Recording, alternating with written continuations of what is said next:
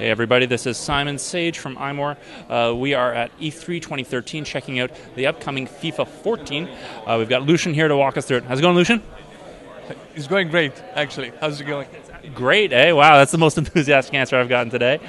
Everyone's like, oh, tired, oh, we're almost done here. No. But, what's FIFA 14 all about? We've seen FIFA titles on mobile before, right? Yes, so this is the new game for FIFA, and we've changed a lot since the last iteration. So basically, for FIFA, as you probably know, it's all about having real teams, real leagues, real players in there. So in 14, the first thing that's going to be new is that we're going to be adding several few new leagues to the game. We'll have more than 600 real teams. We'll have over 16,000 players in there. And then, since FIFA is a game that's coming out each fall, the first thing we'll always look at is how we can change and improve what we already have in the game.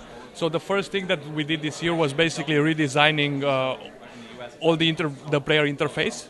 So the menus are very similar to those that we have on console this year. So what that enables us to do is that we are going to actually be populating all these tiles with content that's relevant to the player. Depending on the game modes that he's playing, he will get different messages in there that are relevant to him. And then the very big change that is going to happen this year is basically, as you probably know, up until this edition of the game, the control scheme to FIFA was to some extent a mirroring of an HD controller, so you would have buttons on the screen and stuff like that. And now the goal for FIFA 14, the first goal was to have no more buttons in the control scheme. So this would be the FIFA experience made specifically for touchscreen devices. So you would be playing FIFA with the very basic gestures you would do on a touchscreen. So it's drag, tap, and swipe. You would tap to pass, you would swipe to shoot, and you would drag players around the field. And then while you will be defending, you will be tapping on the opposite player to tackle him and get the ball back. You would swipe to perform sliding tackle, and you would drag different players to attack the one that's holding the ball. Interesting. I'm going to get inside the game now. That's smart, because too many of these games are relying on kind of antiquated ideas of virtual joysticks and stuff like that. There are a lot of games there that still aren't really gesture friendly. Yeah, so basically this is what we think is the future for sports games on touchscreen devices. So this is a control scheme that's made 100% for touchscreen devices. So no longer do we have any buttons in there. It's just gestures that you would normally do on a touchscreen device. So probably when players will be getting inside the game for the first time, they will be just passing on different players from their team in order to pass the ball. And then as they will get better and better at playing the game, they will start dragging players to future positions and tap on the field to pass the ball there. Then you would just do... So there I just scored a goal right now. So what these controls are actually doing are giving more control to the user over the game, because you're no longer just controlling the player that's holding the ball, you're actually controlling all of your players at the same time. You would be dragging them to future positions and tapping the ball, tapping on the screen to pass the ball to them.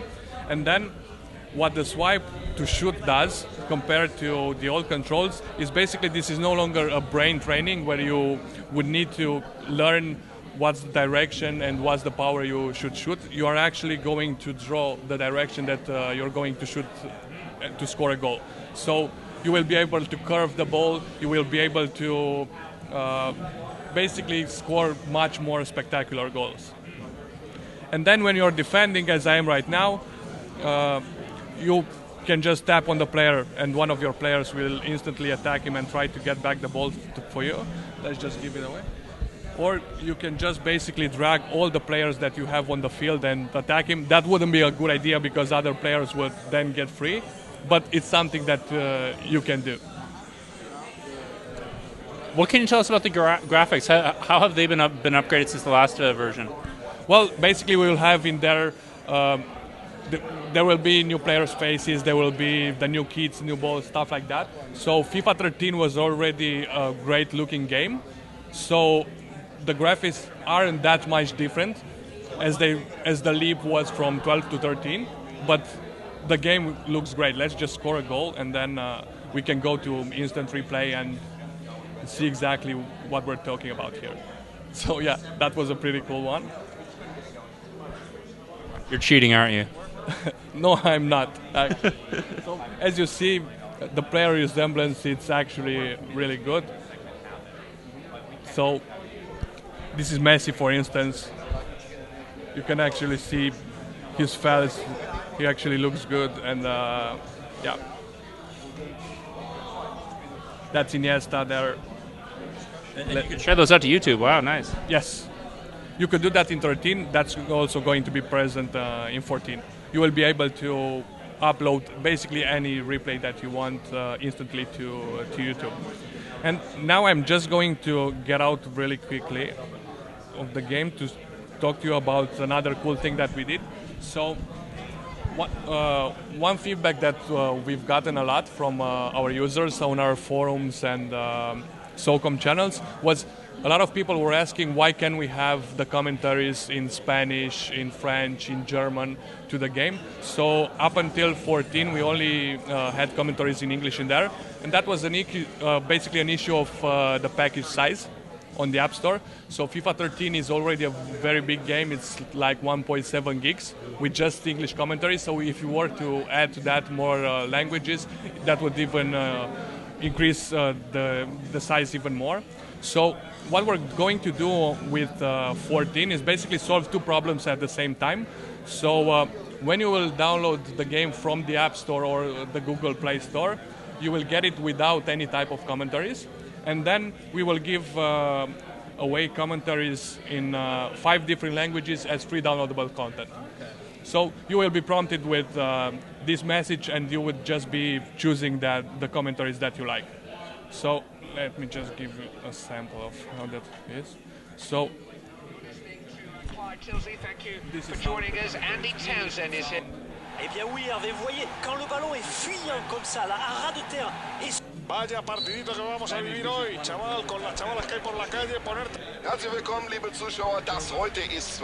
L'arbitro non ha dubbi, indica il dischetto, calcio di rigore. yeah, so that's about it. So what about in terms of like player and team progression? Like, does your team gain in skill? Do you have any customization options there? So this is a match of kickoff that I showed you. So it's real teams from real life. FIFA Ultimate Team will also be available in there, and that's the basically the fantasy of creating your very own club. So that's something more in the area of what you're talking about. So there you are creating your very own club, your very own squads, and you are able to apply consumable items to those players and improve their morale, their fitness, and stuff like that. So that's basically a different game mode than this one. But so that will be in there definitely. Cool. So once it's coming out, how much is it going to cost? So the game is going to come out at about the same time frame as the console game, so later this fall. And it will come out on both iOS and Android platforms initially, but we're also looking at other mobile platforms, which we will probably announce at a later date that the game will be coming out to. And in terms of the pricing, that's something that we are going to address closer to launch, so we're still more than 3 months away from launch right now. So that's something that we are going to talk about in a month or two. Great, thanks a lot, Lucian. Thanks a lot for coming.